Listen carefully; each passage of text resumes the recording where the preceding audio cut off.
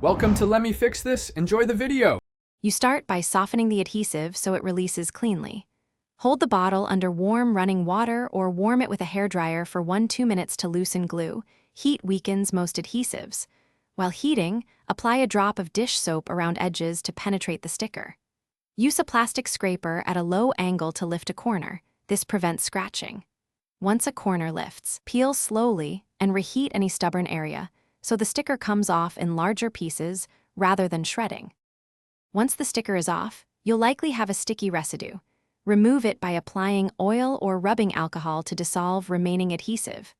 Pour a small amount, let it sit for 3 to 5 minutes so the solvent penetrates the glue, then rub with a microfiber cloth or non-scratch pad in circular motions. If residue persists, use a commercial adhesive remover and follow label directions. Make sure to ventilate the area and test the solvent on a small spot to avoid damaging labels. After residue removal, you must clean and inspect the glass. Wash thoroughly with hot, soapy water to remove oil or chemical traces, then rinse and dry with a lint-free cloth to prevent streaks.